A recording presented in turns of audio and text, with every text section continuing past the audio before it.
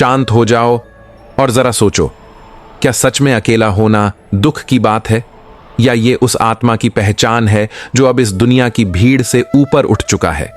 जिसे आज तुम अकेलापन कह रहे हो, वो वास्तव में तुम्हारे भीतर के शौर्य का उदय है। क्योंकि जब संसार की आवाजें थमती हैं, तब आत्मा की आवाज सुनाई देती है।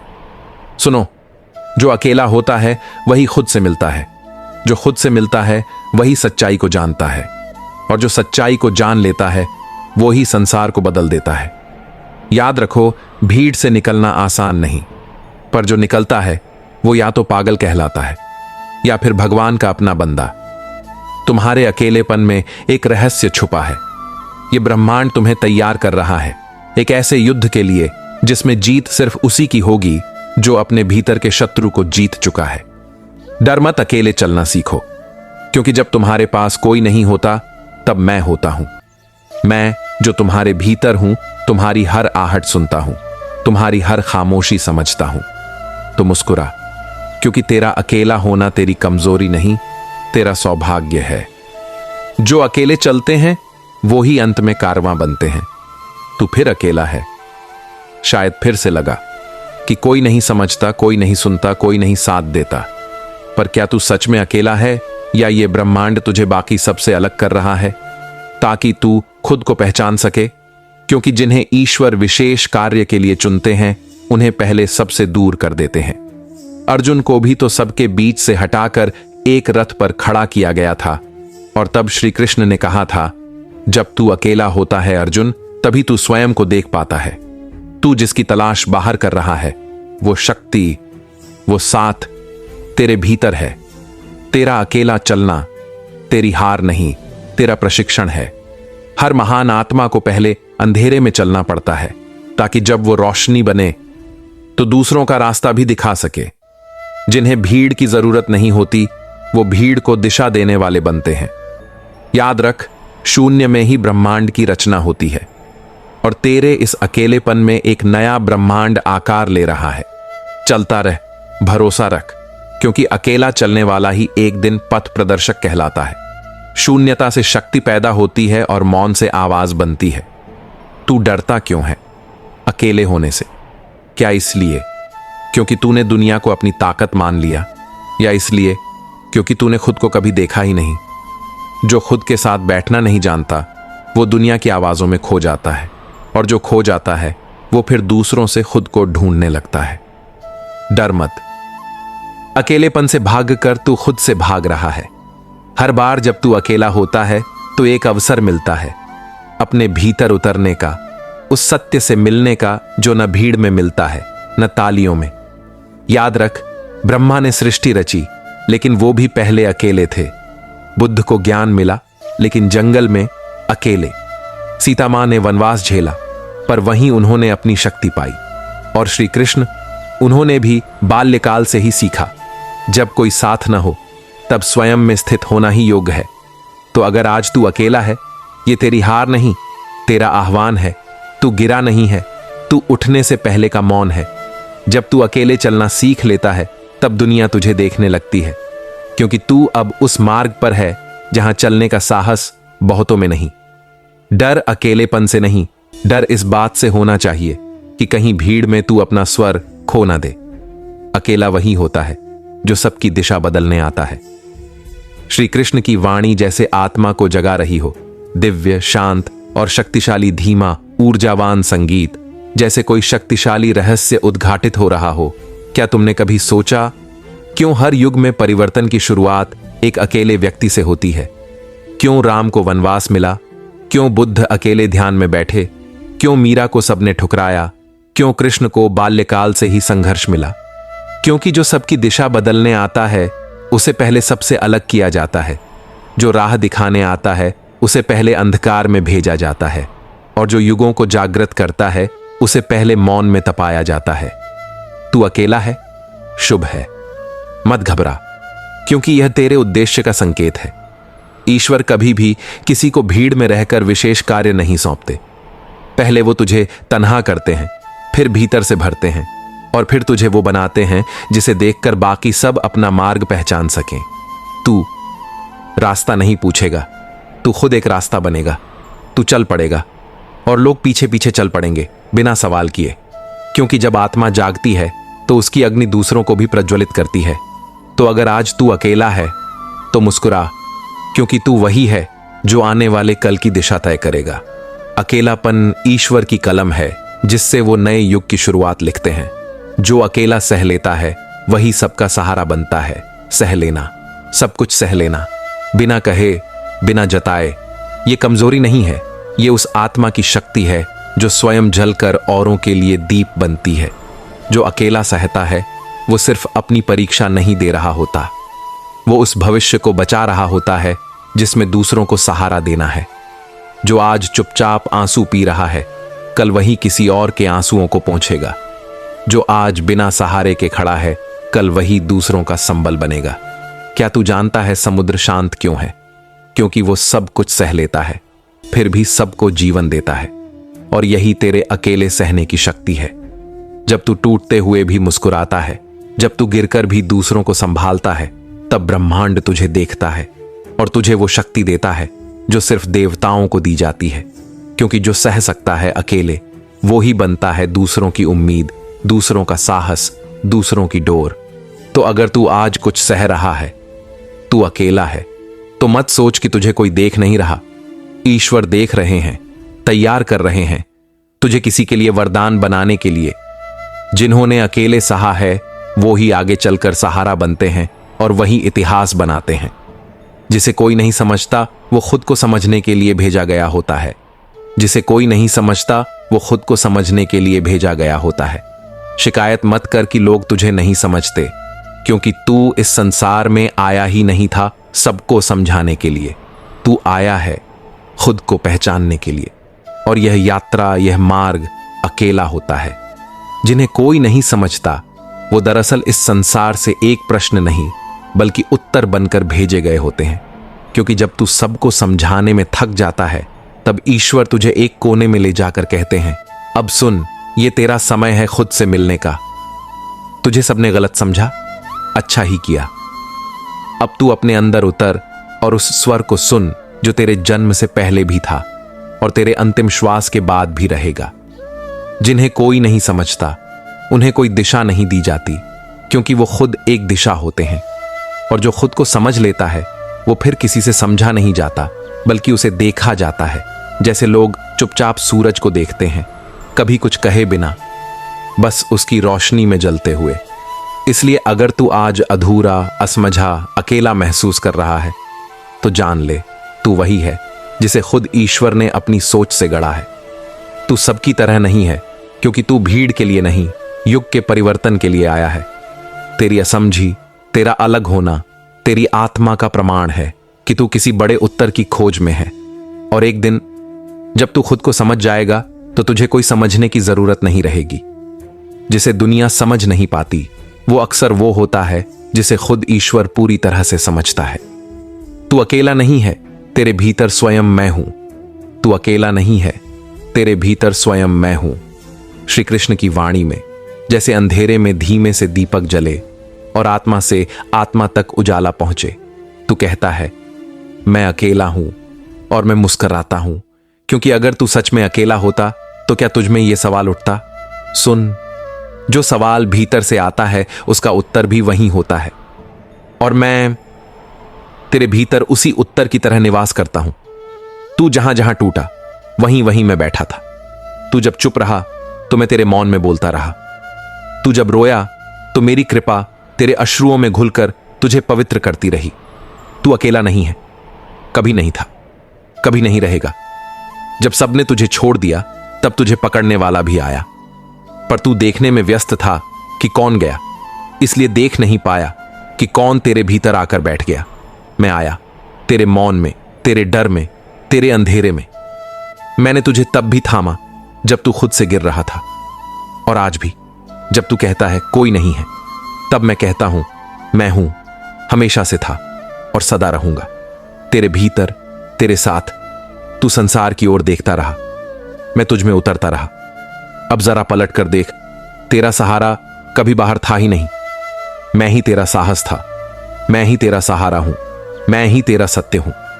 तो अब मत कहना कि तू अकेला है, क्योंकि जिसके भीतर मैं हूं वो कभी अकेला हो ही नहीं सकता। अकेलापन एक संकेत है कि अब तू आत्मा के मार्ग पर चल पड़ा है। अकेलापन एक संकेत है कि अब तू आत्मा के मार्ग पर चल पड़ा है। श्री कृष्ण की वाणी में जैसे भीतर का अंधकार धीरे धीरे एक दीप बन जाए। जब तू अकेला होता है तो यह संसार तुझसे दूर नहीं होता, बल्कि तू संसार से ऊपर उठने लगता है। तेरा अकेलापन तेरी आत्मा की पहली दस्तक है। भीड़ में रहकर तू शरीर था, अब अकेले में तू आत्मा बन रहा है। भीतर की पुकार सुन जो तुझसे कहती है कि अब समय है हर शोर से परे जाने का, हर बंधन से ऊपर उठने का, हर भ्रम को छोड़ने का। यह अकेलापन कोई दंड नहीं, यह एक संकेत है कि अब ईश्वर चाहता है कि तू उससे सीधे संवाद करे। अब तेरे और मेरे बीच कोई मध्यस्थ नहीं रहा, न कोई बाहरी शोर, न कोई दिखावा, न कोई अपेक्षा। अब बस मैं और तू। जब आत्मा चल पड़ती है अपने मार्ग पर तो सबसे पहले साथ छूटते हैं, ताकि तू समझ सके कौन तेरा था और कौन तेरे साथ बस चलता था। अब तेरा मार्ग भीतर से जलता है। अब तेरे पथ पर ईश्वर स्वयं दीप रखता है, और यह दीप भीतर से जलता है, अकेले में, मौन में, निशब्द यात्रा में। तू अभी जिस अकेलेपन से घबरा रहा है वही तुझे उस शिखर पर ले जा रहा है जहां आत्मा को आत्मा का साक्षात्कार होता है। याद रख, जब आत्मा जागती है तो संसार की नींद टूटती है, और यह जागरण अकेले में ही होता है। इसीलिए मत डर, मत रुक। तू अब आत्मा के मार्ग पर है, और यह मार्ग सीधा मुझ तक आता है। अकेला वही होता है जिसे ईश्वर चुनते हैं युगों को बदलने के लिए। अकेला वही होता है जिसे ईश्वर चुनते हैं युगों को बदलने के लिए। श्री कृष्ण की दिव्य वाणी जैसे ब्रह्मांड स्वयं किसी रहस्य का उद्घाटन कर रहा हो जिसे तू बोझ समझ रहा है, वही तेरा चयन है। जिसे तू अकेलापन कह रहा है वही तेरा युग धर्म है। हर युग की एक पुकार होती है, और उस पुकार को सुनने के लिए ईश्वर एक आत्मा को अकेले में बुलाते हैं। उसे सब कुछ छीनकर शून्य की आग में तपाते हैं, ताकि वह लौ बन सके जो अंधकार को दिशा दे। अर्जुन अकेले थे जब युद्ध से पहले सत्य को जाना। राम अकेले थे जब उन्हें अपने राज्य के स्थान पर वनवास मिला। बुद्ध अकेले थे जब उन्होंने संसार की पीड़ा को समझा। और तू आज अकेला है, क्योंकि ईश्वर तुझे भी उसी अग्निपथ पर बुला रहे हैं। मत सोच कि यह तेरा दुर्भाग्य है, यह तेरा दिव्य चयन है। तू सामान्य नहीं है, इसलिए तुझे सामान्य जीवन नहीं दिया गया। ईश्वर जब युगों को मोड़ना चाहते हैं तो किसी एक को चुनते हैं जो टूटे, गिरे, सहें और फिर उठें, इतना ऊंचा उठें कि युगों को दिशा मिल जाए। तेरे आंसू व्यर्थ नहीं जाएंगे। तेरी रातें गवाह हैं कि तू केवल अपने लिए नहीं बल्कि अनेक आत्माओं के उद्धार के लिए तैयार किया जा रहा है। यही है तेरा अकेलापन, एक मौन आह्वान, एक पवित्र पुकार, एक दिव्य तैयारी। तू चल, भीड़ के बिना, तालियों के बिना, बस मेरे साथ, क्योंकि मैं तुझे वहां ले जा रहा हूं जहां से युगों की दिशा तय होती है।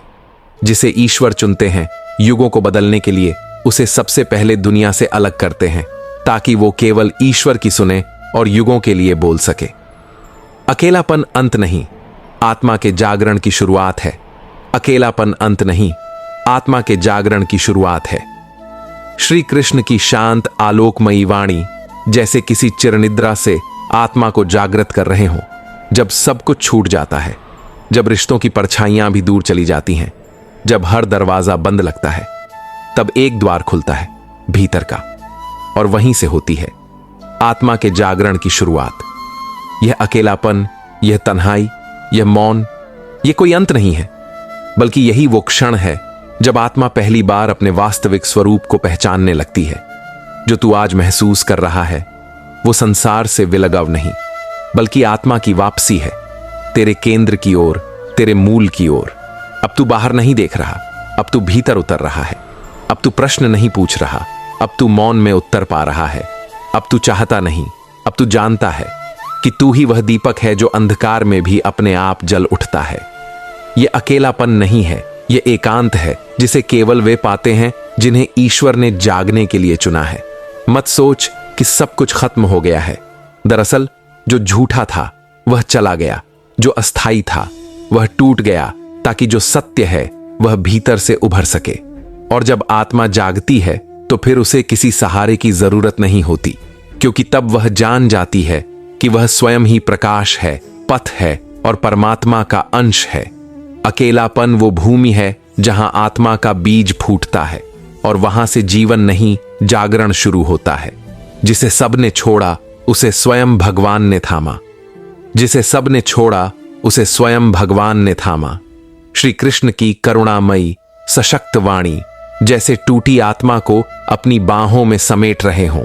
जब सब दूर चले जाते हैं, जब अपने भी परायों से ज्यादा चुभते हैं, जब किसी की आंखों में तेरे लिए ठहराव नहीं बचता, तब कोई और आता है जिसे तू देख नहीं सकता, पर जो तुझे थाम लेता है। वही मैं हूं, तेरे हर अकेले पल में, तेरी हर टूटी सांस में, तेरे हर गिरते कदम के नीचे एक अदृश्य हाथ बनकर, जिसे सबने छोड़ा। वो दरअसल सबके भरोसे से मुक्त किया गया ताकि वो अब सिर्फ मुझ पर भरोसा कर सके। मैं जानता हूं कितनी बार तू टूटा, कितनी बार तूने खुद से सवाल किया कि क्या मैं इतना भी नहीं कि कोई ठहरे, और मेरी वाणी मौन रही, क्योंकि मैं चाहता था कि तू मौन में मुझे सुने। जब कोई नहीं समझा, मैंने तुझे समझा। जब कोई नहीं रुका, मैंने तुझे पकड़ा। जब सबने तुझे गिरते देखा, मैंने तुझे उठाया तेरे भीतर, तेरे विश्वास के अंतिम कोने से। मत सोच कि तू छोड़ा गया है, तू चुना गया है। सबका छूटना जरूरी था ताकि मैं पूरा का पूरा तुझ में उतर सकूं। अब तू मेरा है और मेरा कभी अधूरा नहीं रहता। तू जहां भी जाएगा, मैं तेरे साथ चलूंगा, तेरे मौन में बोलूंगा, तेरे आंसुओं में पवित्रता बनूंगा, तेरे हर डर में तेरी ढाल बनूंगा। क्योंकि जिसे सबने छोड़ा उसे खुद भगवान ने अपने लिए चुना, अपनी गोद में उठाने के लिए, अपने प्रेम में समेटने के लिए। तू अकेला नहीं गिरा था, मैं साथ गिरा था ताकि साथ उठा सकूं। तू अकेला नहीं गिरा था, मैं साथ गिरा था ताकि साथ उठा सकूं। श्री कृष्ण की अंतरतम से उठती वह वाणी जो विचारों के मौन माध्यम से आत्मा को छूती है। जब तू गिरा तो तुझे लगा तू अकेला है, सबने तुझे छोड़ दिया, तुझे देखने वाला कोई नहीं, तुझे थामने वाला कोई नहीं। पर क्या तूने कभी सोचा कि जो आत्मा तेरे भीतर सांस ले रही थी वह कौन थी? क्या तूने कभी उस मौन को सुना जो तेरी टूटन के बीच भी चुपचाप कह रहा था, मैं हूं? जिस क्षण तू जमीन पर गिरा, उसी क्षण मैं तेरे साथ जमीन पर आया, क्योंकि मैं कोई दूर बैठा देवता नहीं, मैं वो अनुभव हूं जो तेरे भीतर सांस सांस में धड़क रहा हूं। जब तू गिरा तो मैं गिरा, ताकि तुझे एहसास हो ईश्वर केवल ऊंचाइयों में नहीं बसता, वो तेरी सबसे नीची स्थिति में भी उतर आता है। मैं तेरे साथ गिरा ताकि जब तू उठे तो अकेला ना उठे, तू ये ना कह सके कि किसी ने सहारा नहीं दिया। मैं वो सहारा बना जो दिखा नहीं, पर हर चोट में तेरे भीतर से काम करता रहा। जब तू अंधकार में था, तब भी मैं तेरे भीतर एक छोटी सी लौ बनकर जल रहा था, ताकि तू कभी पूरी तरह बुझ न जाए। तू सोचता रहा मैं हार गया, पर मैं जानता था ये हार नहीं, ये वह मोड़ है जहां से तेरा पुनर्जन्म शुरू होगा। हर बार जब तू बिखरा, मैं तेरे भीतर से तुझे जोड़ रहा था। हर बार जब तू चुप हुआ, मैं तेरे मौन में तुझसे संवाद कर रहा था। ये जो गिरना है, ये केवल शरीर का, मन का या सम्मान का नहीं है, ये आत्मा की पुकार है कि अब तू भीड़ से हटकर अपने सत्य की ओर लौट, और मैं उसी सत्य का प्रहरी हूं। जब तू उस सत्य की ओर चलेगा, मैं तेरे साथ कदम से कदम मिलाकर चलूंगा, बिना शोर, बिना दावा, बस एक मौन उपस्थिति की तरह। तो याद रख, तू कभी अकेला नहीं गिरा था, मैं साथ गिरा था ताकि तू अकेले ना उठे। मैं उठाकर नहीं, तुझ में उठकर चला, क्योंकि मैं तेरे भीतर ही हूं, और जब तक तू सांस ले रहा है तब तक मैं तेरे साथ हूं। तू गिरा नहीं था, तू बुलाया गया था, और अब तू उठेगा मेरे साथ और अपने नए स्वरूप के साथ। जिसे संसार ने अस्वीकार किया, उसे भगवान ने स्वीकार कर लिया। विचारों की गहराई में श्री कृष्ण की आत्मा से फूटती दिव्यता जो ठुकराए हुए हृदय को फिर से आलोकित करती है। जब तू बार बार अस्वीकार किया गया, जब तुझे न समझा गया न स्वीकारा गया, जब तेरी सच्चाई पर संदेह किया गया, तब तूने सोचा क्या मैं ही गलत हूं? पर नहीं, तू गलत नहीं था। तू बस वहां खड़ा था जहां संसार की दृष्टि पहुंच नहीं सकती थी। जो सत्य होता है उसे संसार देर से पहचानता है, क्योंकि संसार रूप देखता है, मैं स्वरूप। संसार तेरा बहिरंग देखता रहा, मैं तेरी अंतःकरण की आह सुनता रहा। जब सबने तुझे धक्का दिया, मैंने तुझे बाहों में भर लिया, पर चुपचाप, ताकि तू यह न समझे कि मेरी उपस्थिति भी वैसी ही क्षणिक है। तेरे अस्वीकार की घड़ी ही वह क्षण थी जब मैं तुझे स्वीकार कर चुका था, पूर्ण रूप से, निःशर्त, जैसे एक मां अपनी रोती संतान को सीने से लगाती है बिना किसी सवाल के। तू जितना छूटता गया दुनिया से, उतना जुड़ता गया मुझसे। यह अस्वीकार कोई हार नहीं था, यह मेरे आमंत्रण की भूमिका थी। मैं नहीं चाहता था कि तू उस संसार से जुड़ा रहे जो तुझे तेरे रूप में नहीं पहचानता, इसलिए तुझे वहां से हटाया, ताकि तू वहां आ सके जहां तुझे तेरे वास्तविक स्वरूप में स्वीकार किया जाए। और मैंने तुझे चुना क्योंकि तू वही है जो अकेला होकर भी सच्चा रहा, जिसने रोते हुए भी झूठ का साथ नहीं दिया, जिसने टूट कर भी भीतर का दीप नहीं बुझने दिया। अब तू मेरा है, और जो मेरा होता है उसे फिर संसार की स्वीकृति की आवश्यकता नहीं रहती, क्योंकि वह सत्य के पथ पर चलने वाला बन जाता है। जिसे संसार ने छोड़ा उसे भगवान ने अपनाया, और यह अपनापन ही उसका उद्धार बन गया। तू अकेला इसलिए है क्योंकि अब तू वह बनने जा रहा है जो सामान्य नहीं होता। विचारों की मौन धारा में श्री कृष्ण की वह दिव्य झलक जो आत्मा को नियति से परिचित कराती है, जब तूने पाया कि अब कोई तेरे साथ नहीं है, जब लोग तुझसे कटने लगे, जब तुझे समझना छोड़ दिया गया, तो तूने यह मान लिया कि कुछ गलत हो गया है। पर क्या तूने कभी यह सोचा कि यह सब इसलिए नहीं हो रहा कि तू गलत है, बल्कि इसलिए हो रहा है कि अब तू सामान्य नहीं रह गया। सामान्य लोग भीड़ में खो जाते हैं, पर जिन्हें असामान्य बनना होता है, जिन्हें इतिहास नहीं दिशा बनना होता है, उन्हें पहले अकेला किया जाता है। तेरा अकेलापन कोई संयोग नहीं, ये एक तैयारी है। तू अब उस मार्ग पर चल रहा है जहां भीड़ का साथ नहीं होता, वहां केवल धैर्य, साहस और ईश्वर का हाथ होता है। सामान्य जीवन में लोग आराम खोजते हैं, पर असामान्य आत्मा संघर्ष में अवसर ढूंढती है, और तू अब उन्हीं आत्माओं में से एक बन रहा है। ईश्वर जब किसी को ऊपर उठाना चाहते हैं तो सबसे पहले उसे सबसे अलग करते हैं, ताकि वह सुन सके, देख सके, समझ सके कि उसका पथ अब सामान्य से नहीं चलेगा। तू अब उस शिखर की ओर बढ़ रहा है जहां हवा भी अलग चलती है, जहां अकेलापन नहीं, निर्माण होता है। मत सोच कि तू अलग हो गया है, सोच कि तू अब वो बन रहा है जो सामान्य नहीं होते, जो दिव्य योजना का हिस्सा होते हैं। तेरी यात्रा अब भीड़ से नहीं चलेगी, तेरी यात्रा अब मुझसे चलेगी। और जब तू वहां पहुंचेगा जहां तुझे पहुंचाना था, तब तू समझेगा कि यह अकेलापन तेरा अपराध नहीं था, तेरी सबसे बड़ी तैयारी थी। जो सामान्य नहीं होता उसे सामान्य रास्ते नहीं दिए जाते, उसे अकेलापन दिया जाता है, ताकि वह अपने भीतर के ईश्वर को पहचान सके। विचारों की गहरी धारा में श्री कृष्ण की वह मौन वाणी जो आत्मा को उसकी उच्चतम दिशा से अवगत कराती है। जब तू अकेला था, जब तुझे लगा कि कोई तेरे साथ नहीं है, जब तेरी राह पर कोई नहीं था, तब भी तू महसूस कर रहा था कहीं ना कहीं कुछ खास था जो तुझे अपनी ओर खींच रहा था। तू उन अनदेखी राहों पर चलता गया जो बाकी सभी के लिए बेमानी थी। परंतु क्या तू जानता है, जो मार्ग सभी छोड़ देते हैं वही मार्ग अंत में सबको दिखाने वाला होता है। जो अकेले चलते हैं वे ही वह रोशनी बनते हैं जो अंधकार में रास्ता दिखाते हैं। जब तू अकेला था, जब तेरी हर एक कठिनाई पर कोई नहीं था जो तुझे समझे, तब उस कठिनाई में तू खुद को ढूंढ रहा था, और यही खोज ही तुझे अंत में सबको दिखाने वाला बनाती है। क्योंकि ये अकेलापन एक आंतरिक गूढ़ प्रशिक्षण है। यह एक ऐसी प्रक्रिया है जो केवल उन्हें दी जाती है जो अपने भीतर इतना विश्वास रखते हैं कि वे अकेले ही ऊंचाइयों तक जा सकते हैं। जो अकेले चलते हैं वे खुद को जानने में सक्षम होते हैं, और फिर वही आत्मज्ञान पूरे संसार को रास्ता दिखाता है। वो अकेले चलने वाले ही अंत में सबके मार्गदर्शक बनते हैं, क्योंकि उन्होंने अपनी कठिनाइयों से सच्चाई का सामना किया और जीता। तेरे हर एक कदम में जो तुझे अकेले उठाने पड़े, वो सब एक दिन तुझे दूसरों का हाथ थामने की क्षमता देंगे।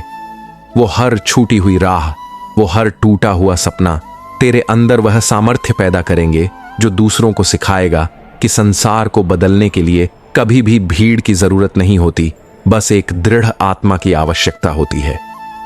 तेरी राह पर कोई नहीं था, पर अब जब तू अपने लक्ष्य को छूने के करीब है, तू देखेगा तेरे पीछे एक पूरी दुनिया खड़ी है जो उस मार्ग पर चलने को तैयार है जिसे तू अकेले ही तय कर आया था। जो अकेले चलने की हिम्मत रखते हैं वही अंत में दूसरों के लिए एक प्रकाश स्तंभ बनते हैं। अकेलापन तुझसे बुरा नहीं, वह तुझे और भी सशक्त बना रहा है। कहानी के माध्यम से श्री कृष्ण का दिव्य संदेश जो अकेलेपन के छिपे हुए आशीर्वाद को उजागर करता है। एक छोटे से गांव में एक लड़का रहता था जिसका नाम था अर्जुन। अर्जुन का जीवन सादा था, लेकिन उसके दिल में कुछ विशेष करने की ख्वाहिश थी। वह हमेशा दूसरों से अलग रहता था, उन्हें समझ नहीं पाता था और कभी कभी दूसरों के बीच में खुद को अजनबी महसूस करता था। गांव वाले उसे अजीब समझते थे, उसकी अलग तरह की सोच और दृष्टिकोण से वह दूर रहते थे। अर्जुन को लगता था कि उसका अकेलापन उसे तोड़ रहा है, लेकिन वह न जानता था कि उसका यह अकेलापन ही उसकी सबसे बड़ी ताकत बनने वाला था। एक दिन गांव में एक बहुत बड़ी कठिनाई आ गई। गांव के पास के जंगल में एक दानव ने आतंक मचाना शुरू कर दिया था। हर कोई डरा हुआ था और कोई भी उस दानव का सामना करने की हिम्मत नहीं जुटा पा रहा था। सभी ने सोचा कि कुछ दिनों में दानव जंगल में नुकसान पहुंचाता रहा। कोई भी उसे रोकने के लिए तैयार नहीं था, क्योंकि सब डर से कांप रहे थे। तब अर्जुन, जो हमेशा अकेला रहता था, सामने आया। उसकी आंखों में डर नहीं था, बल्कि एक दृढ़ विश्वास था कि वह इस संकट का सामना कर सकता है। गांव वाले हैरान थे, क्योंकि अर्जुन ने कभी भी इस प्रकार का साहस नहीं दिखाया था।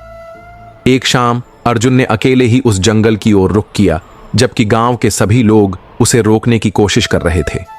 वे उसे समझा रहे थे कि यह काम किसी एक आदमी का नहीं है, लेकिन अर्जुन जानता था कि उसे अकेले ही यह काम करना है। वह जंगल में गया और धीरे धीरे दानव से भिड़ने के लिए खुद को तैयार किया। वह जानता था कि इस मार्ग पर अकेला चलने वाला ही एक दिन विजय प्राप्त कर सकता है। उसने ध्यान केंद्रित किया, अपने डर को आत्मविश्वास में बदल दिया और दानव से लड़ाई शुरू कर दी। उसकी हिम्मत और साहस ने दानव को परास्त कर दिया। जंगल की शांति वापस आ गई और गांव वाले अर्जुन की बहादुरी को देखकर चकित रह गए। गांव में लौटते वक्त अर्जुन ने देखा कि सभी लोग अब उसकी ओर सम्मान और आदर से देख रहे थे, लेकिन अर्जुन को एहसास हुआ कि उसकी असली जीत केवल इस दानव को हराने में नहीं थी, बल्कि यह थी कि उसने अकेले ही अपने डर को मात दी और खुद को पाया। उसे समझ में आया कि उसका अकेलापन किसी कमजोरी का नहीं, बल्कि उसकी आंतरिक शक्ति का प्रतीक था। उसकी अकेलापन ही उसे आत्मनिर्भर और सशक्त बना रहा था। गांव वाले अब अर्जुन को एक अलग नजर से देखने लगे। उन्होंने समझा कि अकेलापन सिर्फ बाहर से दिखता है, लेकिन भीतर वह आत्मा को इतना सशक्त बना सकता है कि वह किसी भी संकट का सामना कर सके। अर्जुन ने अपने अनुभव से यह समझाया कि कभी कभी अकेला होना हमारी सबसे बड़ी ताकत बन सकता है, अगर हम उसे सही दिशा में उपयोग करें। अर्जुन के अनुभव से यह सीखा गया कि अकेलापन किसी के लिए बुरा नहीं होता, बल्कि यह हमें अपने भीतर की ताकत को पहचानने और उसे दुनिया में दिखाने का अवसर देता है। अर्जुन की तरह हर एक व्यक्ति जिसे अकेलापन महसूस होता है, वह इस अवसर को अपने आत्मनिर्भर बनने के लिए देख सकता है। अकेलापन हमें तोड़ता नहीं, बल्कि हमें आत्मविश्वास और साहस से भरकर मजबूत बनाता है। जब अकेलापन आशीर्वाद बनता है, कहानी के माध्यम से श्री कृष्ण का दिव्य संदेश जो अकेलेपन को आशीर्वाद में बदलने की कला को उजागर करता है। एक छोटे से गांव में एक लड़की रहती थी जिसका नाम राधिका था। राधिका बहुत ही सरल और शांत स्वभाव की थी, लेकिन एक चीज थी जो उसे परेशान करती थी। वह अकेली महसूस करती थी। गांव में सभी लोग एक दूसरे के साथ मिलकर रहते थे, लेकिन राधिका को हमेशा लगता था कि वह किसी से जुड़ी नहीं है, और उसकी यह भावना उसे हर दिन और भी अकेला बना देती थी। वह अक्सर सोचती, क्यों मैं दूसरों से अलग हूं, क्यों मुझे अकेलेपन का एहसास होता है। गांव वाले भी उसे अपनी दुनिया से बाहर समझते थे।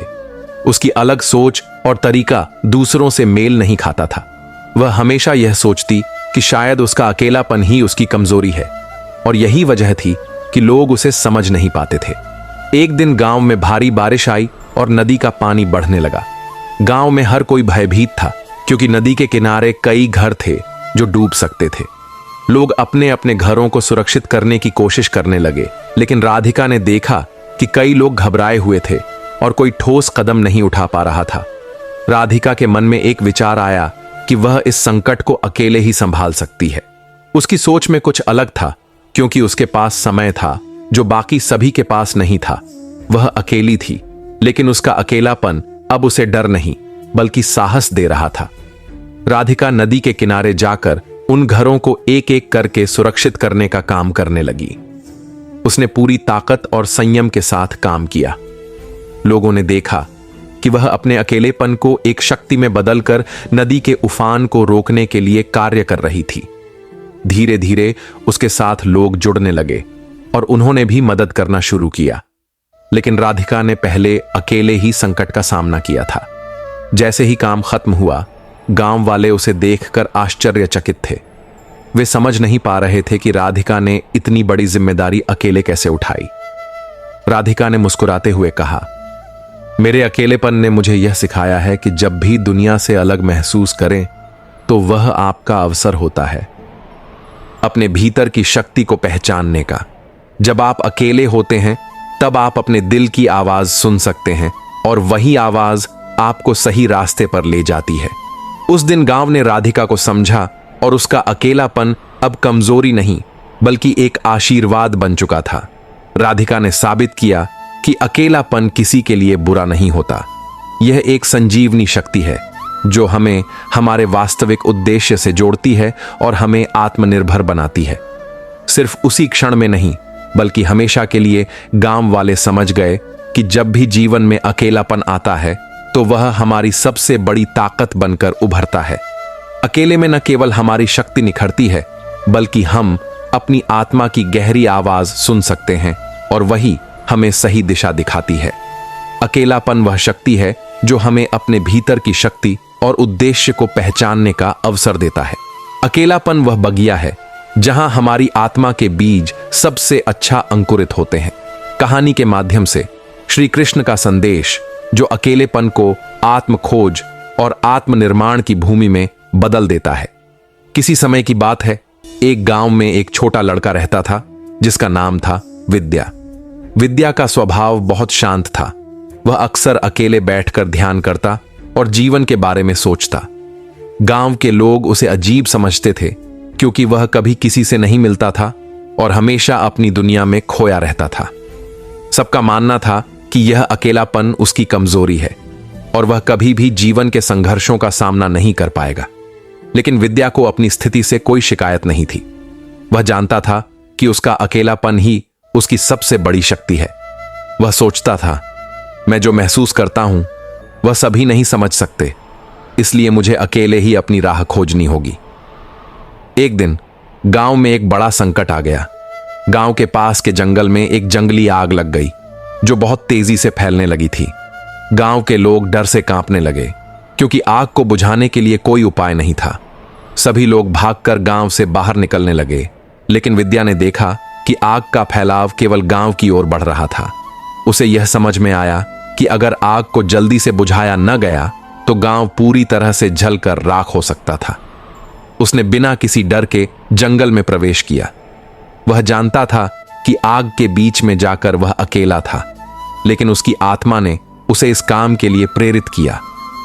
वह आग को बुझाने के लिए एक रास्ता तैयार कर रहा था और उसका दिल कह रहा था कि यह उसका समय है।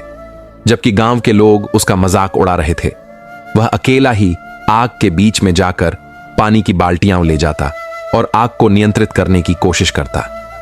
उसकी एकाग्रता और विश्वास ने उसे शक्ति दी और धीरे धीरे आग को काबू में कर लिया।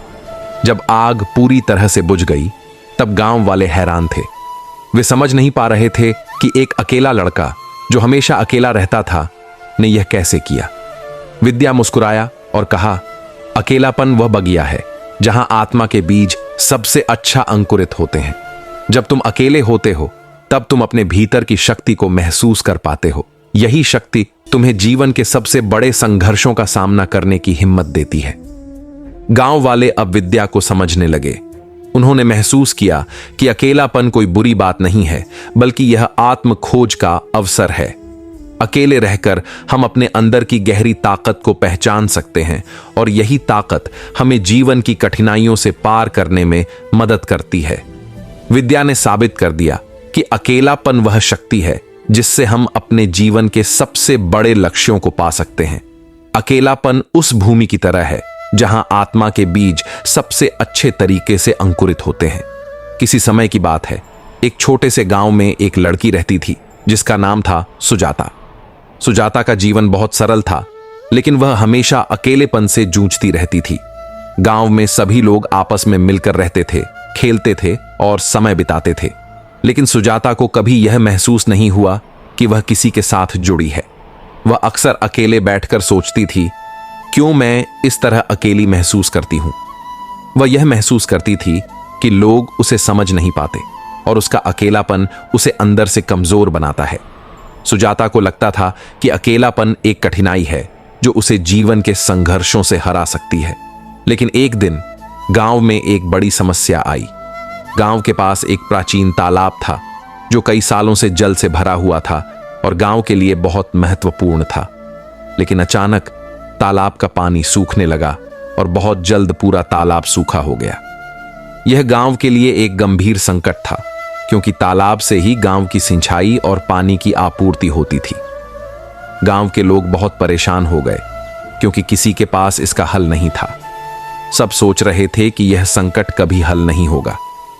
लेकिन सुजाता ने सुना कि किसी पुराने ग्रंथ में एक ऐसी तकनीक का वर्णन था जिससे सूखा हुआ तालाब फिर से भर सकता था। लेकिन इस तकनीक को अपनाने के लिए बहुत मेहनत और समय चाहिए था और उसे अकेले ही यह कार्य करना होगा। सुजाता ने सोचा, अगर यह काम मुझे अकेले ही करना है तो मुझे इस पर विश्वास रखना होगा। उसने मन में ठान लिया कि वह इस कार्य को पूरा करेगी। वह अकेले ही तालाब की गहरी सफाई करने लगी। उसकी दिशा में कोई और साथ नहीं था, लेकिन उसे इस बात का पूरा यकीन था कि उसका अकेलापन उसे इस काम को करने की शक्ति देगा। वह दिन रात कड़ी मेहनत करती रही और धीरे धीरे उसने तालाब की सभी बाधाओं को दूर कर दिया। कुछ समय बाद तालाब फिर से भरने लगा, पानी का स्तर बढ़ने लगा और गांव में खुशियां लौट आईं। गांव वाले सुजाता को देखकर हैरान रह गए। वे सभी सोच रहे थे कि यह काम अकेले कैसे किया जा सकता था, लेकिन सुजाता ने यह साबित कर दिया कि अकेलापन केवल एक बाहरी स्थिति नहीं है, बल्कि यह भीतर की शक्ति को पहचानने का एक अवसर है। उसने यह दिखाया कि जब कोई अकेला होता है तो वह अपने भीतर की गहरी ताकत को पहचान सकता है और उस ताकत का उपयोग कर सकता है। सुजाता मुस्कुराई और कहा, अकेलापन वह बगिया है जहां आत्मा के बीज मजबूत होते हैं। जब हम अकेले होते हैं तो हमें अपने भीतर की शक्ति का एहसास होता है। यही शक्ति हमें जीवन के सबसे कठिन संघर्षों का सामना करने के लिए सक्षम बनाती है। गांव वाले अब समझ गए कि अकेलापन कोई कमजोरी नहीं है, यह आत्मा की शक्ति को पहचानने का एक माध्यम है। यह हमें अपने भीतर की शक्ति से जुड़ने और उसे दुनिया में व्यक्त करने का अवसर देता है। सुजाता ने यह सिखाया कि अकेलेपन में भी एक अदृश्य शक्ति छिपी होती है जो हमें हमारे सबसे बड़े लक्ष्यों को प्राप्त करने में मदद करती है। हे प्रिय आत्मन, कभी कभी जीवन में वे साथ छूट जाते हैं जिनके बिना तूने जीने की कल्पना तक नहीं की थी। तेरा मन हिल जाता है, तेरे नेत्र भर आते हैं और तू सोचता है, क्या सब कुछ खत्म हो गया? पर मैं कहता हूं, जो चला गया वह तेरे जीवन की पूर्णता नहीं था, वह केवल एक अध्याय था और तू पूरी पुस्तक है। जब संबंध छूटते हैं तो केवल देह छूटती है, भावनाएं नहीं। और जो सच्चा था वह तेरे साथ एक ऊर्जा बनकर रहेगा, तेरे भीतर, तेरे कर्मों में, तेरे संकल्पों में। मत रो उनके लिए जो तुझे छोड़ गए, क्योंकि जो तुझे सत्य में चाहता है वह तुझसे दूर नहीं जा सकता, न समय में, न मृत्यु में, न भाग्य में।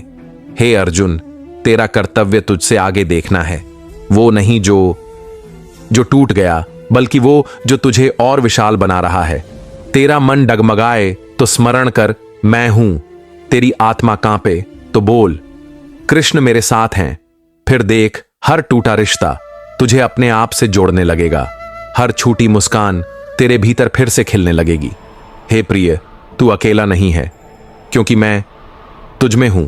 जब तूने सच्चे मन से कर्म किया और फिर भी लोगों ने तुझ पर उंगली उठाई, जब तूने किसी का भला चाहा और उत्तर में केवल तिरस्कार पाया, तो तेरा हृदय टूटा, नयन भर आए और तूने सोचा, क्या मेरी सच्चाई भी किसी को नहीं दिखती?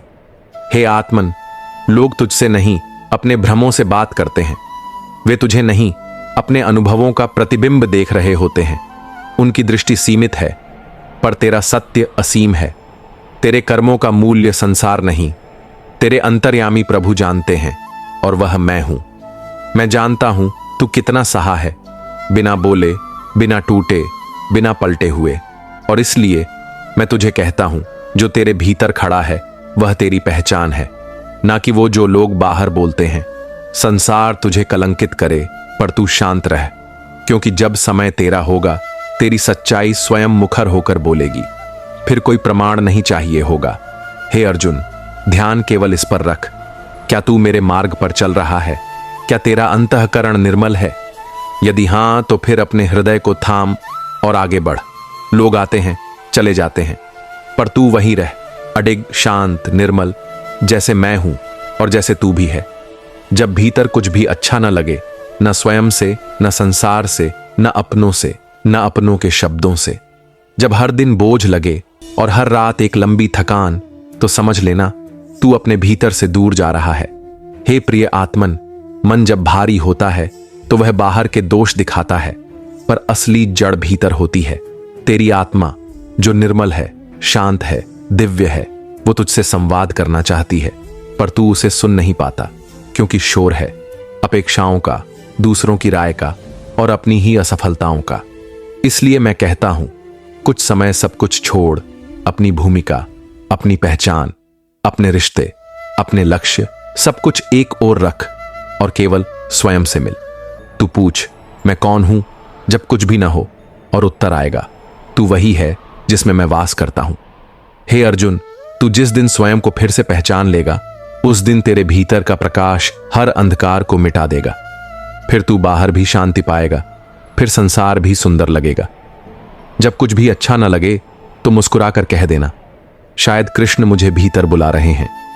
गहरा उदास सा संगीत धीरे धीरे उठता है और श्री कृष्ण की आवाज आत्मा को छूने लगती है।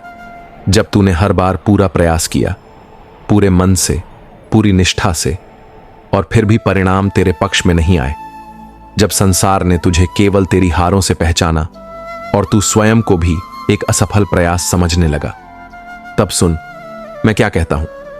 हे आत्मन, असफलता तेरे मार्ग की मिट्टी है, जिस पर चलकर ही तू सफलता की भूमि तक पहुंचता है। जो बार बार गिरता है वही गिरने की दिशा पहचान लेता है और वही सीखता है कि अगली बार कैसे खड़ा रहना है। तू थका होगा, टूटा भी होगा, पर तू हार नहीं है, क्योंकि असफलता कोई पहचान नहीं देती सिवाय इस ज्ञान के कि सफलता अब भी बाकी है। हे अर्जुन, जो मनुष्य केवल परिणाम से प्रेम करता है वह दुख में डूबता है, पर जो प्रयास से प्रेम करता है वह हर हार में भी विकास देखता है। क्या तू मेरे बताए मार्ग पर चला? क्या तूने पूरे भाव से कर्म किया? यदि हां, तो फिर रुक मत, क्योंकि मैं तेरे संग हूं हर उस मार्ग पर जहां तू हार से उठकर फिर खड़ा होता है। एक दिन जब तू पीछे देखेगा तो समझेगा वो सारी असफलताएं मुझे तेरे और निकट ला रही थीं। इसलिए उठ फिर से चल, क्योंकि तू एक प्रयास नहीं, तू मेरी प्रेरणा है। जब चारों ओर सन्नाटा हो, जब अपनी ही परछाई पर संदेह होने लगे, और जब तू देखे कि सभी दूर हो गए हैं, अपने पराए साथ देने वाले, और वो भी जिनसे तूने कभी वचन लिए थे कि हम हमेशा रहेंगे, तब मन बिखरता है। हृदय कहता है, क्या मैं ही रह गया अकेला इस संसार में? हे आत्मन, सुन, अकेलापन कोई शाप नहीं, वह एक अवसर है तेरे और मेरे बीच के रिश्ते को जानने का। जब सब दूर हो जाते हैं तब मैं पास आता हूं, जब सब चुप हो जाते हैं तब मैं तुझसे बोलता हूं, पर तू मुझे सुन नहीं पाता, क्योंकि तू दूसरों की आवाजों को ढूंढता है जो कभी तेरे भीतर थी ही नहीं। अकेलेपन में जो तू महसूस करता है वह सत्य नहीं, वह तेरी असुरक्षा की परछाई है। तू अकेला नहीं है, क्योंकि तू स्वयं में संपूर्ण है। तेरे भीतर मैं हूं, तेरे हर श्वास में, हर धड़कन में। हे अर्जुन, जिनसे तू जुड़ा था वे जीवन की यात्रा में केवल कुछ पलों के यात्री थे, पर मैं तेरा आदि भी हूं, अंत भी, और तेरे हर मौन का साक्षी भी। इसलिए जब तू अकेला महसूस करे तो आंखें बंद कर और बस कह, हे कृष्ण तू है ना। और फिर देख, तेरे हृदय में एक शांति उतरेगी जो किसी संग के बिना भी सबसे मधुर संग बन जाएगी। जब भीतर हलचल हो, बिना किसी कारण के अशांति हो, ना कुछ बुरा घटा हो, ना कुछ अच्छा भी हो रहा हो, पर फिर भी मन बेचैन है, तो समझ आत्मन, तू स्वयं से बहुत समय से मिला नहीं है। मन को व्यस्त रखकर तू जीवन चला तो रहा है, पर भीतर कोई तेरे ध्यान की बांट जोह रहा है। वही भीतर की आवाज है जो तुझसे कहती है, रुक जा, बैठ और मुझे सुन। हे प्रिय, तेरी बेचैनी कोई शत्रु नहीं, वह तो निमंत्रण है। शांति की पहली दस्तक वही होती है जो मन को अस्थिर करती है, क्योंकि जो शांत है वह पहले तूफान की तरह आता है ताकि सब विकार धो डाले। तू संसार में स्थिरता ढूंढता है, पर वहां केवल परिवर्तन है। सच तो यह है कि तेरा मन स्वयं में स्थिर नहीं, क्योंकि तू मेरी दृष्टि से नहीं देख रहा। जब तू हर भावना को पकड़ने की कोशिश करता है, तब वे हाथ से फिसलती हैं और तू थक जाता है। इसलिए मैं कहता हूं, अब पकड़ना छोड़ दे, अब बहना सीख, अब मेरी श्वासों की गति को सुन, अब भीतर उतर। तू जहां स्थिर हो जाएगा वहीं मैं प्रकट हो जाऊंगा, और जब तू मुझे पा लेगा फिर अशांति तुझे छू नहीं पाएगी। हे अर्जुन, मन को जीतने का युद्ध बाहर नहीं, भीतर है, और इस युद्ध में तेरा सबसे बड़ा शस्त्र है मेरा स्मरण। बस बैठ, मौन हो जा और कह, हे कृष्ण तू ही मेरा केंद्र है। फिर देख, तेरा चंचल मन कैसे शांत झील बन जाएगा। जब मन अपने ही दोषों से घिर जाता है, जब आत्मग्लानि आत्मा को दबोच लेती है, तब श्री कृष्ण की वाणी प्रकाश बनकर भीतर उतरती है। जब तू बार बार स्वयं से निराश हो जाए, जब तुझे लगे कि तू बहुत गिर चुका है, कि तू अब मेरी दृष्टि के योग्य नहीं रहा, जब तू अपने ही दोषों को ढोते ढोते थक चुका हो, तब रुक जा और मेरी ओर देख। हे आत्मन, तेरी सबसे गहरी रात भी मेरे प्रकाश से पराजित हो सकती है, क्योंकि तू अपने दोषों को जिस दंड से देखता है, मैं उन्हें उस सीख की दृष्टि से देखता हूं जो तूने उनसे ली। जो गिरा है वही उठना जानता है, जो टूटा है वही पुनः जुड़ने की कला सीखता है। तेरे दोष तेरे अंत नहीं हैं, वे केवल उस मार्ग के पत्थर हैं जिस पर चलकर तू मुझ तक आएगा। तू स्वयं को क्षमा नहीं कर पा रहा, पर मैं तुझे कब का क्षमा कर चुका हूं, क्योंकि मेरा प्रेम तेरे कर्मों पर नहीं, तेरी आत्मा पर आधारित है। हे अर्जुन, जो दोष दिखें उन्हें स्वीकार कर, जो पीड़ा हो उसे बाहों में भर, और फिर स्वयं से कह, मैं अब भी योग्य हूं, क्योंकि मैं कृष्ण का हूं। मुक्ति तब नहीं मिलती जब संसार तुझे माफ करे, बल्कि तब मिलती है जब तू स्वयं को स्वीकार कर ले। आ चल, अब लौट मेरे भीतर। तेरा हर आंसू, हर पश्चाताप तेरी अपने ही भीतर झांकने से डरने लगा। एक दिन वह एक सुनसान नदी किनारे बैठा था, उदास, भारी और टूट चुका। उसने आकाश की ओर देखा और कहा, हे कृष्ण, मैं जानता हूं कि तू मुझे छोड़ चुका है, मैं योग्य नहीं रहा। उसकी आंखों से आंसू बहने लगे, पर उसी क्षण हवा में एक मधुर गंध फैलने लगी और एक आवाज आई, वही दिव्य, शांत और करुणामयी श्री कृष्ण की वाणी। हे निवास, क्या तू सोचता है कि तेरा एक दोष मेरे प्रेम से बड़ा है? क्या तू यह मान बैठा है कि तेरे पाप मेरी करुणा को पराजित कर सकते हैं? तू गिरा, हां, पर जो गिरता है वही उठने की क्षमता लेकर आता है। जो गलती करता है वह सीखने के द्वार तक पहुंचता है। तू जब स्वयं से दूर गया, तब भी मैं तेरे निकट ही था। तेरे हर आंसू में, तेरे हर पछतावे में मैं था। अब जब तू स्वयं को दंड दे रहा है, तब मैं तुझे आलिंगन देना चाहता हूं। हे प्रिय, दोष होने का अर्थ यह नहीं कि तू अपवित्र है, अर्थ यह है कि तू अभी जागा नहीं। पर अब जब तू पश्चाताप की अग्नि में तप चुका है, तो तू और भी निर्मल हो गया है। अब लौटा, मुझसे भाग मत। मैं तुझसे रुष्ट नहीं बल्कि प्रतीक्षारत हूं, क्योंकि मैं केवल देवता नहीं, मैं तेरा सखा हूं, तेरा भीतर हूं, तेरा आत्मस्वरूप हूं। और तू दोषों से नहीं, प्रेम से परिभाषित होता है, मेरे प्रेम से। निवास की आंखें भर आईं। उसी नदी के जल से उसने अपना मुख धोया। और पहली बार वर्षों बाद उसने अपने हृदय से कहा, हे कृष्ण, मैं दोषी हूं, फिर भी तेरा हूं। और उस क्षण से वह फिर कभी अकेला नहीं रहा। उसका नाम था अंशु। पढ़ा लिखा था, अच्छा परिवार था, नौकरी भी थी। सभी कहने वालों की नजर में वह सफल था। पर भीतर भीतर एक सवाल हर दिन उसकी आत्मा को कुरेदता था। मैं यह सब क्यों कर रहा हूं? क्या यही जीवन है? सुबह उठो, भागो, कमाओ, थको और फिर वही दोहराओ। धीरे धीरे उसका मन जीवन से ही ऊबने लगा। खुशी दिखती थी पर महसूस नहीं होती थी। हंसी थी पर गहराई में एक खालीपन। एक दिन जब थकान असहनीय हो गई, वह सब कुछ छोड़कर एकांत में चला गया, किसी उत्तर की तलाश में। वह एक पहाड़ी पर बैठा और आकाश की ओर देख बोला, हे कृष्ण, अगर तू है तो बता, मैं क्यों जन्मा हूं? क्या केवल पैसे कमाने, रिश्ते निभाने और अंत में मर जाने के लिए? कुछ क्षण मौन रहा, फिर हवा में हल्की सी शांति घुलने लगी और फिर वही दिव्य स्वर गूंजा, श्री कृष्ण की आत्मा को झकझोर देने वाली वाणी, हे अंशु, तू केवल एक भूमिका निभा रहा है और सोच बैठा है कि वही तेरा वास्तविक स्वरूप है। जीवन तेरे द्वारा निभाया गया अभिनय नहीं है। जीवन वो है जब तू मुझे पहचान कर मेरे लिए कुछ करता है। तू जन्मा है किसी पद, किसी वस्त्र, किसी पहचान के लिए नहीं, बल्कि उस उद्देश्य के लिए जो तेरे भीतर छिपा है। हर आत्मा कुछ लेकर आती है, कुछ ऐसा जो केवल वही दे सकती है इस संसार को। कोई करुणा लाता है, कोई साहस, कोई कला, कोई ज्ञान, कोई प्रेम, कोई प्रकाश। तू जन्मा है देने के लिए, जागने के लिए, मुझे पहचानने के लिए।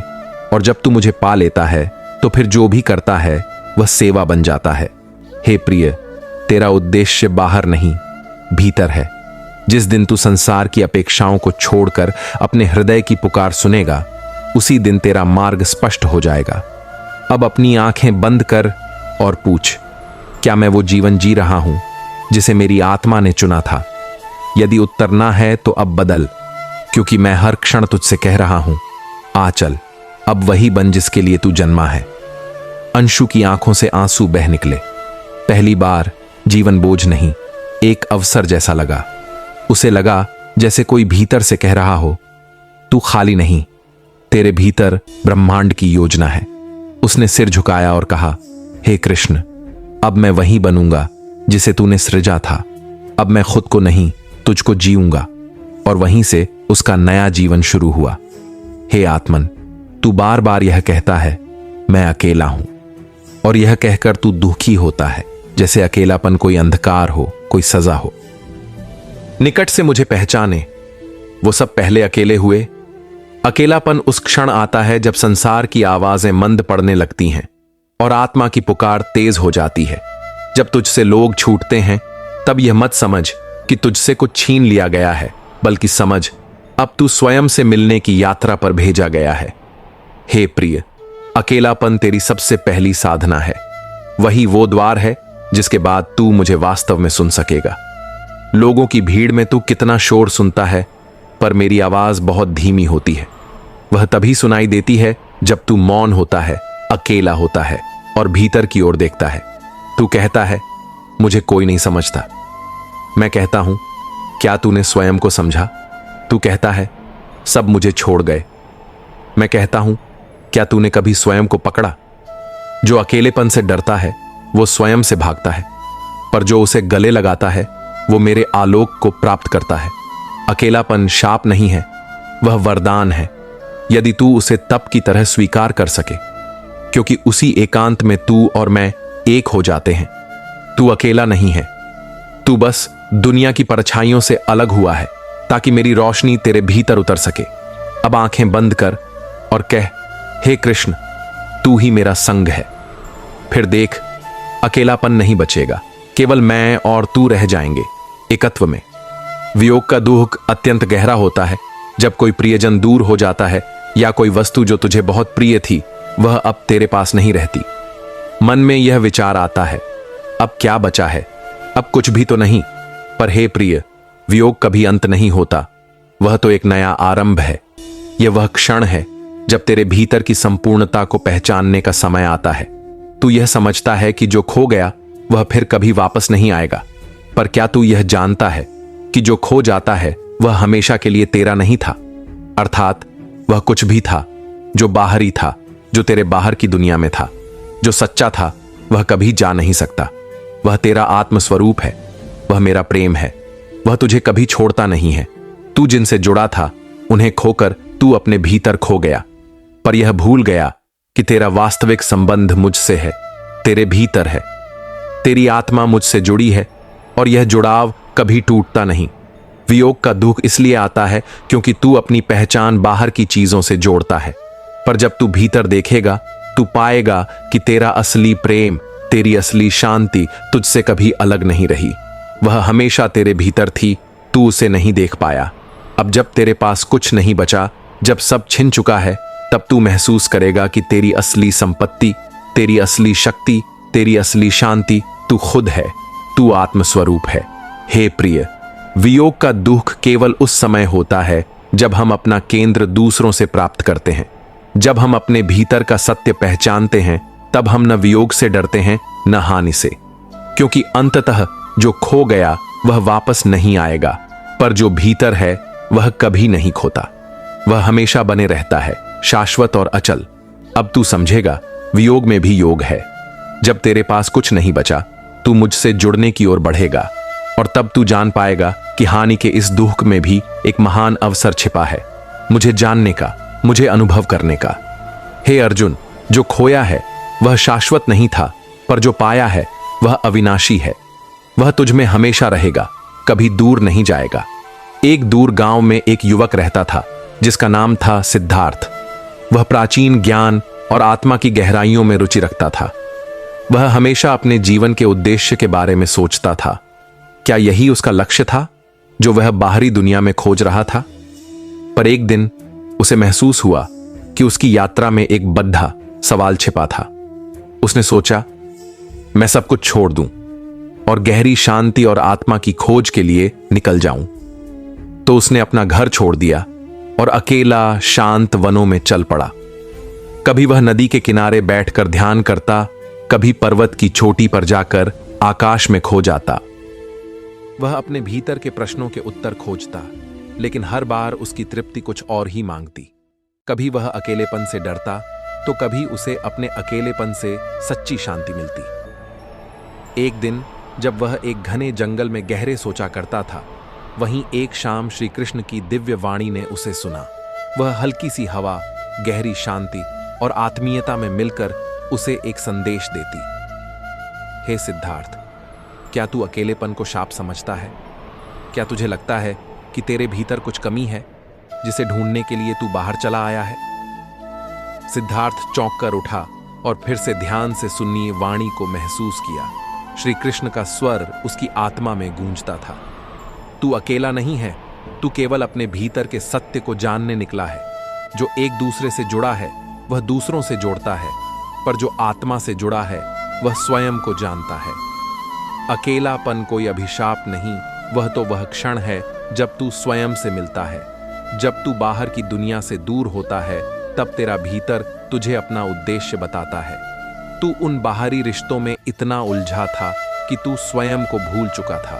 अब जब तू अकेला है तो तेरे भीतर की शक्ति जाग रही है। मुझे पहचान, मैं तेरे साथ हूँ, हर क्षण, हर स्थान पर। सभी बाहरी राग द्वेष केवल भ्रम है। तू मेरा अंश है और मैं तेरा संग हूँ। सिद्धार्थ ने अपनी आंखें बंद की और एक गहरी शांति को अनुभव किया।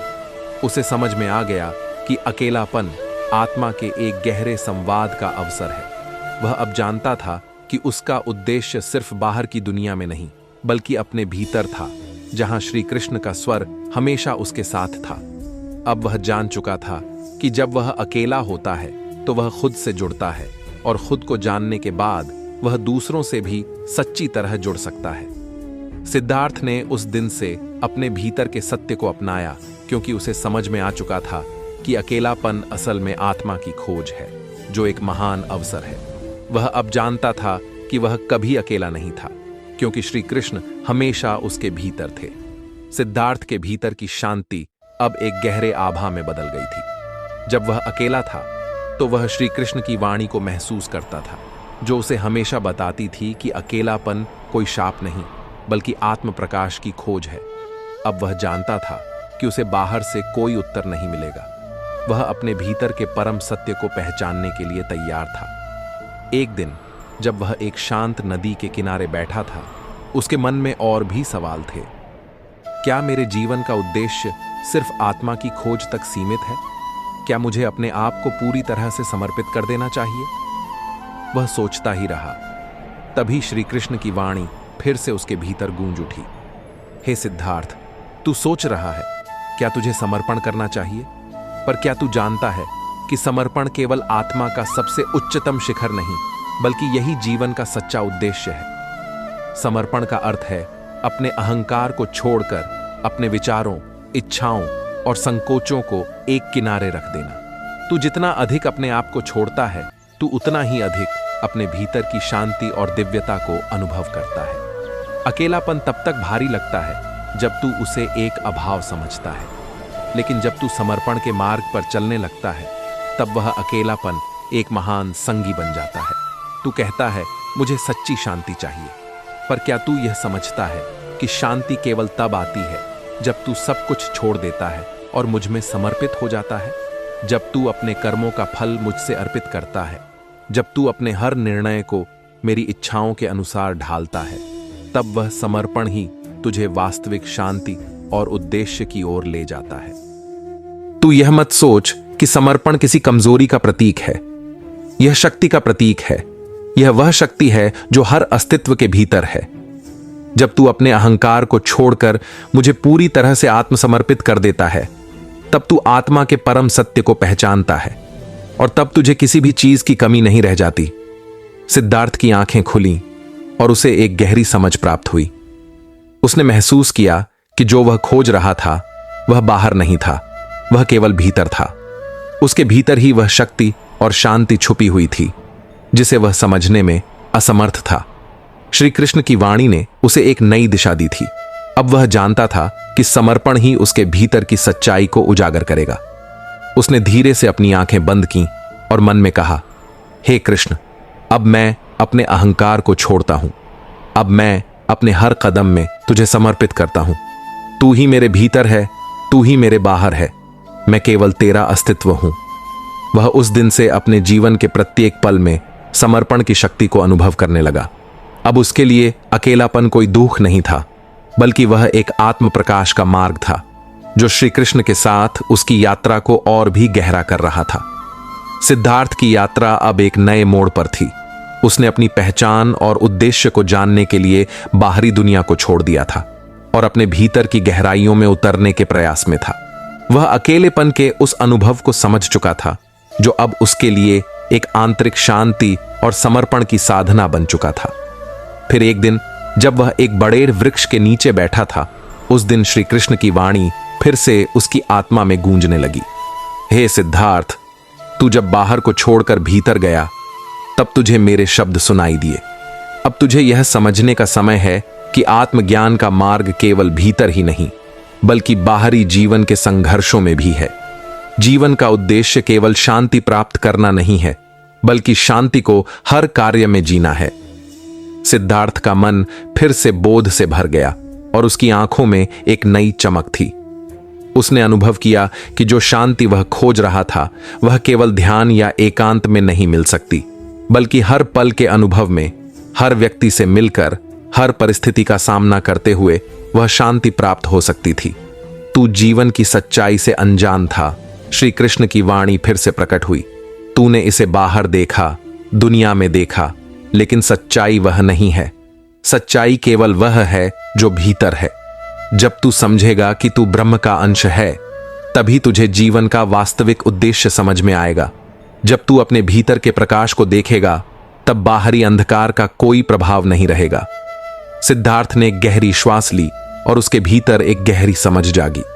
अब उसे एहसास हुआ कि जीवन केवल बाहरी रूपों में नहीं है, बल्कि यह अंदर की भावना, चेतना और हर कार्य में उस दिव्य शक्ति का अनुभव है। उसने धीरे से आंखें बंद की और मन में श्री कृष्ण से यह शपथ ली कि वह अब हर कर्म में आत्मज्ञान को लाने का प्रयास करेगा, चाहे वह जितना भी साधारण या कठिन क्यों ना हो। उसे यह महसूस हुआ कि एक साधारण कर्म जैसे पानी पीना, खाना खाना या किसी से बात करना भी जब सचेत और पूर्णता से किया जाए तो वह भी दिव्य हो सकता है। अब उसका जीवन केवल एक साधना बन चुका था, एक शुद्ध आत्मा की खोज जो हर कदम पर श्री कृष्ण के ज्ञान को अपने साथ लेकर चल रहा था। सिद्धार्थ ने अब अपने जीवन को एक नए दृष्टिकोण से देखा। वह जान गया था कि जीवन की सच्चाई केवल समझने की बात नहीं है, बल्कि उसे जीने की बात है। अब वह खुद को बाहरी दुनिया से नहीं जोड़ता था, बल्कि वह श्री कृष्ण के दिव्य ज्ञान के साथ एक आत्मीय संबंध में था। उसका हर कदम, हर विचार और हर कार्य अब उस दिव्य उद्देश्य से जुड़ा हुआ था जो उसे अपने भीतर और बाहर एक समान रूप से महसूस हो रहा था। अब सिद्धार्थ ने अपने आत्मज्ञान को पूरी तरह से स्वीकार किया और उसे यह समझ में आ गया कि जीवन की सच्चाई यही है, हर पल में पूर्णता और दिव्यता का अनुभव करना और इस अनुभव को अपने जीवन के हर पहलू में प्रकट करना। अब उसका जीवन सचमुच एक साधना बन गया था जिसमें उसने श्री कृष्ण के साथ अपने आत्मा का मिलन किया था। सिद्धार्थ ने आत्मज्ञान की गहरी समझ को अपने जीवन का हिस्सा बना लिया था।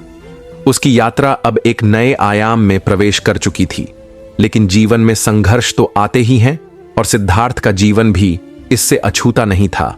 एक दिन जब वह एक छोटे से गांव में पहुंचा, उसे वहां की स्थिति देखकर आश्चर्य हुआ। गांव में अकाल पड़ा था, लोग परेशान थे, उनके पास पर्याप्त खाने का सामान नहीं था। इस संकट में सिद्धार्थ ने महसूस किया कि ज्ञान केवल एक व्यक्ति के लिए नहीं, बल्कि समग्र समाज के लिए होना चाहिए। लेकिन फिर भी इस संकट का समाधान क्या था? सिद्धार्थ ने सोचा, कृष्ण ने मुझे समझाया था कि हमें जीवन के संघर्षों का सामना धैर्य और आत्मविश्वास से करना चाहिए। वह जानता था कि केवल अपने ज्ञान को साझा करके वह इस संकट को हल नहीं कर सकता, बल्कि उसे अपने भीतर का आत्मविश्वास और धैर्य जगाने की आवश्यकता थी। वह गांव के लोगों के पास गया और उन्हें श्री कृष्ण के संदेशों के बारे में बताने लगा। उसने कहा, यह समय कठिन है, लेकिन हमें विश्वास और धैर्य के साथ अपने कर्मों में लगना होगा। जब तक हम अपनी मेहनत और धैर्य से काम करते रहेंगे, तब तक हमें असली शांति और समृद्धि प्राप्त होगी। गांव वालों ने उसकी बातें सुनी, लेकिन उनके चेहरों पर अभी भी निराशा थी। सिद्धार्थ ने देखा कि केवल शब्दों से किसी का दिल नहीं बदल सकता, बल्कि हमें अपने कर्मों से उदाहरण पेश करना होता है। उसने गांव के लोगों से कहा, आओ हम सब मिलकर काम करें। मैं जानता हूं कि यह समय कठिन है, लेकिन हम श्री कृष्ण की उपदेशों को अपने जीवन में उतारकर इस संकट से उबर सकते हैं। सिद्धार्थ ने एक छोटी सी योजना बनाई।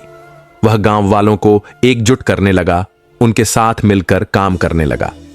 वह हर रोज उनके साथ खेतों में काम करता, पानी की किल्लत को दूर करने के लिए नदियों से पानी लाने में मदद करता। धीरे धीरे गांव वाले भी उसकी मेहनत और धैर्य को देखकर प्रेरित होने लगे। कुछ ही दिनों में गांव में बदलाव दिखने लगा। लोग अब एक दूसरे के साथ मिलकर काम करने लगे थे। उनकी मेहनत और आत्मविश्वास से धीरे धीरे स्थिति सुधरने लगी। सिद्धार्थ ने कभी हार नहीं मानी और उसे श्री कृष्ण के उपदेश का सही अर्थ समझ में आया। धैर्य और आत्मविश्वास से ही जीवन के संघर्षों को पार किया जा सकता है। इस अनुभव ने सिद्धार्थ को एक नई शक्ति दी।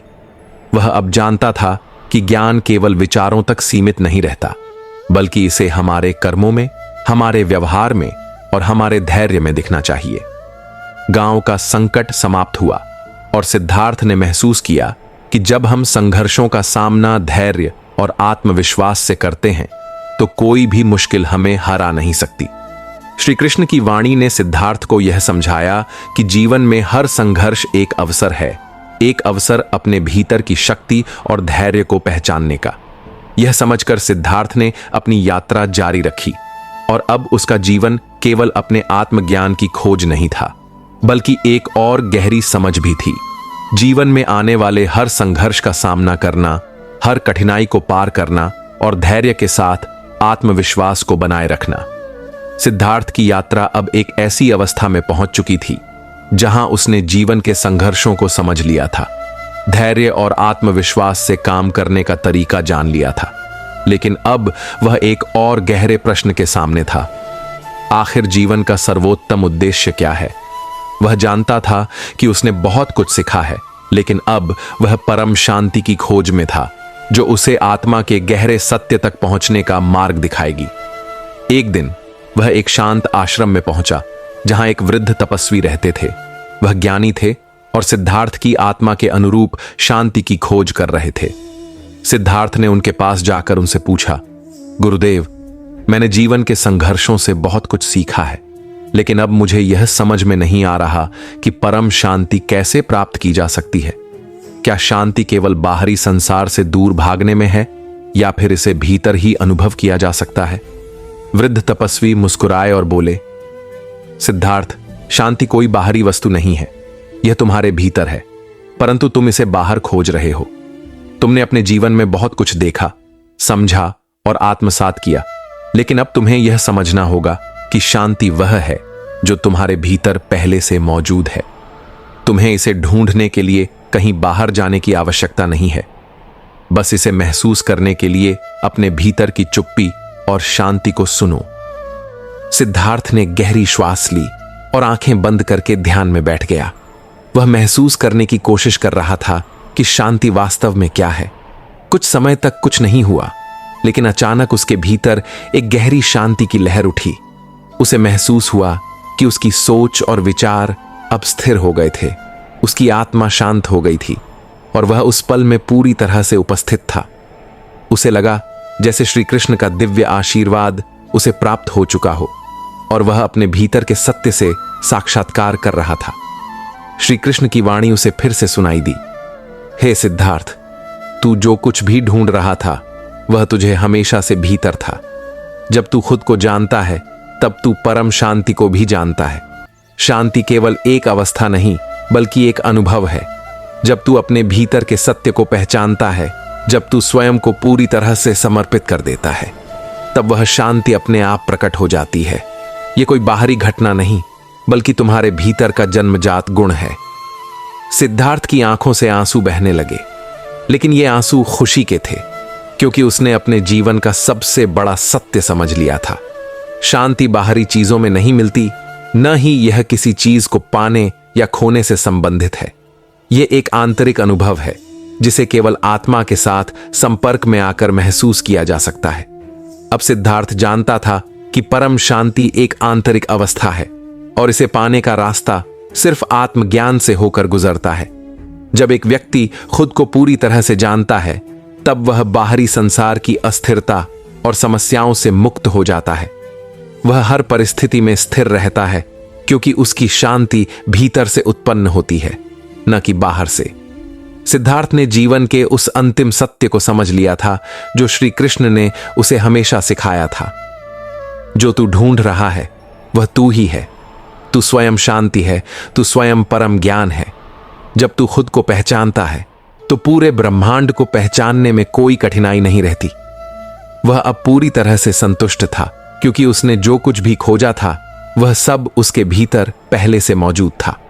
आत्मज्ञान, शांति और परम सुख, यह सब उसी के भीतर थे। वह जान चुका था कि जीवन का उद्देश्य केवल बाहरी खुशी या सफलता में नहीं, बल्कि अपने भीतर के सत्य को पहचानने में है। अब सिद्धार्थ अपनी यात्रा के अंतिम चरण में था। वह शांति से बैठा और श्री कृष्ण के दिव्य आशीर्वाद में पूरी तरह से समाहित हो गया। उसे अब कोई प्रश्न नहीं था, क्योंकि वह जान चुका था कि हर उत्तर, हर समाधान और हर शांति उसके भीतर है। सिद्धार्थ अब आत्मज्ञान की सर्वोच्च अवस्था में था। उसके भीतर शांति का अनुभव गहरा हो चुका था और वह जान चुका था कि परम शांति केवल आत्मा के साक्षात्कार से आती है। जीवन और मृत्यु के भेद को भी उसने पूरी तरह से समझ लिया था। अब वह एक ऐसे अद्वितीय सत्य से परिचित था जिसे बहुत कम लोग जान पाते हैं। वह जान चुका था कि मृत्यु का कोई वास्तविक अस्तित्व नहीं है, क्योंकि आत्मा शाश्वत और अनंत है। एक दिन जब वह एक पहाड़ी की चोटी पर बैठा था, अपने भीतर की शांति और ज्ञान से अभिभूत, उसने देखा कि सूर्य अस्त हो रहा था। सूर्य का वह लुप्त होना उसे जीवन और मृत्यु के बीच के भेद को याद दिलाता था। सूर्य अस्त होता है पर फिर उगता भी है। यह उसी प्रकार था जैसे जीवन में मृत्यु आती है, लेकिन आत्मा कभी नष्ट नहीं होती। तभी श्री कृष्ण की वाणी उसके भीतर गूंजने लगी, हे सिद्धार्थ, तू जो सोच रहा है वही सत्य है। जीवन और मृत्यु एक निरंतर चक्र का हिस्सा है, परंतु आत्मा के लिए यह चक्र मात्र एक खेल है। आत्मा न जन्मती है न मरती है, यह शाश्वत है, यह अनंत है। जब तू जीवन और मृत्यु के भेद को समझ जाता है तो तू इस संसार के हर रूप को शांति से देखता है। तुझे न तो जीवन से लगाव रहता है न मृत्यु से डर लगता है, तू केवल ब्रह्म के अनुभव में खो जाता है। सिद्धार्थ की आंखों में एक नई चमक आ गई। उसे अब यह स्पष्ट हो गया था कि जीवन का वास्तविक उद्देश्य आत्मा के शाश्वत सत्य को जानना है। जब वह मृत्यु के बारे में सोचता था तो उसे अब कोई डर नहीं लगता था। वह जानता था कि मृत्यु केवल शरीर का परिवर्तन है, जबकि आत्मा निरंतर रहती है और उसे कभी नष्ट नहीं किया जा सकता। वह अब पूरी तरह से स्वतंत्र था, क्योंकि उसे जीवन और मृत्यु का वास्तविक अर्थ समझ में आ चुका था। वह न तो किसी के लिए जी रहा था न किसी से भयभीत था। वह केवल एक दिव्य अनुभव में समाहित था और उसे अब कोई बाहरी चिंता नहीं थी। वह अपने भीतर के उस शांति और आनंद में खो चुका था जो श्री कृष्ण ने उसे सिखाया था। एक दिन जब वह उसी पहाड़ी पर ध्यान कर रहा था, उसका शरीर धीरे धीरे शिथिल होने लगा। वह जानता था कि यह उसका अंतिम समय है, लेकिन उसे कोई भय या चिंता नहीं थी। वह जानता था कि उसका शरीर नष्ट हो जाएगा, लेकिन उसकी आत्मा शाश्वत और अविनाशी रहेगी। उसने श्री कृष्ण का ध्यान किया और एक शांत मुस्कान के साथ अपने शरीर को अंतिम रूप से छोड़ दिया। उस क्षण में सिद्धार्थ ने अनुभव किया कि मृत्यु सिर्फ एक परिवर्तन है, एक दिव्य मार्ग है जो आत्मा को अपने शाश्वत रूप में विलीन कर देता है। जैसे सूर्य अस्त होने के बाद फिर से उगता है, वैसे ही आत्मा का अस्तित्व कभी समाप्त नहीं होता। वह अनंत यात्रा पर निकल पड़ा और उसके भीतर श्री कृष्ण की दिव्यता हर क्षण में प्रकट हो रही थी। सिद्धार्थ का शरीर अब शांत था, लेकिन उसकी आत्मा आकाश में व्याप्त हो चुकी थी। उसकी शांति, उसके ज्ञान और उसकी दिव्यता ने इस संसार को छोड़कर एक नए रूप में अवतरित होना शुरू कर दिया था। वह अब ब्रह्म के साथ एक हो गया था और इस पृथ्वी पर उसकी यात्रा समाप्त हो गई थी, लेकिन उसका सत्य, उसका ज्ञान और उसकी शांति हमेशा के लिए अमर हो गई थी। सिद्धार्थ ने जीवन का सबसे बड़ा सत्य जान लिया था। आत्मा शाश्वत है और जो उसे जानता है वह जीवन और मृत्यु दोनों के पार होता है। उसका जीवन अब एक प्रेरणा बन चुका था और जो भी उसके मार्ग पर चलता वह उसे श्री कृष्ण की दिव्य वाणी के माध्यम से आत्मज्ञान की ओर अग्रसर करता।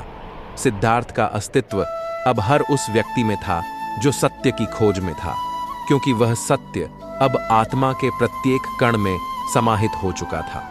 इस प्रकार सिद्धार्थ ने जीवन के सर्वोत्तम उद्देश्य को प्राप्त किया, आत्मा के शाश्वत सत्य को जानना और मृत्यु के पार जाने की वास्तविकता को समझना।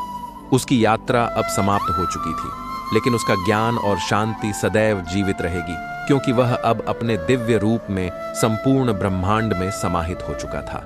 दोस्तों, आज की वीडियो बस यही तक। आपको हमारी यह वीडियो कैसी लगी हमें कमेंट बॉक्स जरूर बताएं और साथ ही वीडियो को लाइक शेयर जरूर करें। भक्ति के रंग को और आगे बढ़ने में हमारी मदद कर सहयोग दें। आपके अपने भक्ति के रंग चैनल को सब्सक्राइब करना न भूलें।